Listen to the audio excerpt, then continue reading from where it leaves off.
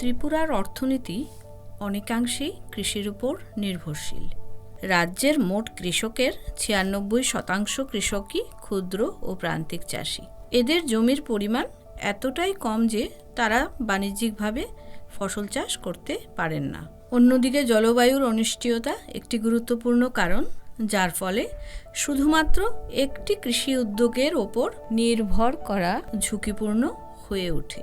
এই পরিস্থিতিতে পশ্চিম ত্রিপুরা জেলার কৃষকদের জন্য সমন্বিত কৃষি ব্যবস্থা একটি কার্যকরী বিকল্প, যা তাদের জীবিকা বজায় রাখতে সহায়তা করবে এবং হঠাৎ প্রতিকূল আবহাওয়া দেখা দিলে এটি সুরক্ষা ব্যবস্থা হিসাবে কাজ করবে। আইসিএআর ত্রিপুরা সেন্টারের কয়েকটি আইএফএস মডেল রয়েছে, যেমন agri horti duckery fishery, fishery piggery tuber crops এবং রাইস ডাকারি ফিশারি। এই মডেলগুলি ত্রিপুরা রাজ্যের পক্ষে খুবই উপযোগী। ইন্টিগ্রেটেড ফার্মিং সিস্টেম খুব বেশি পপুলার এখন।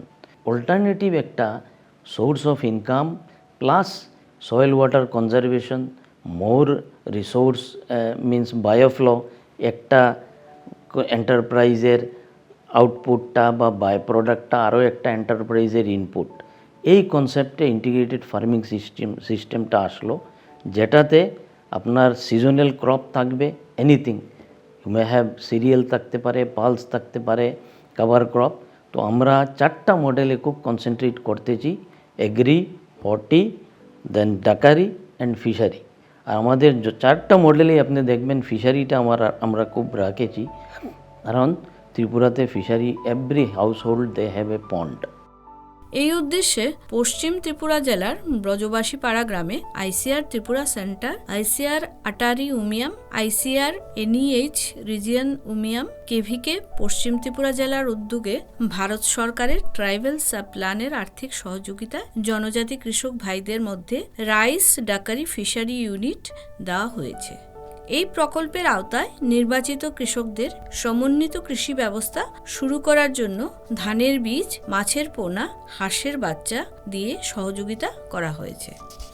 এই রাইস ডাকারি ফিশারি ইউনিট এমনভাবে নির্বাচন করা হয়েছে যাতে একটির সঙ্গে অন্যটির পারস্পরিক সম্পর্ক থাকে এবং খামারের উৎপাদনশীলতা বৃদ্ধি পায়। এই ইউনিটের অন্তর্গত কৃষক ভাইরা নিচু জমিতে ধান চাষ করছে, পুকুরের পাড়ে হাঁস পালন করছে।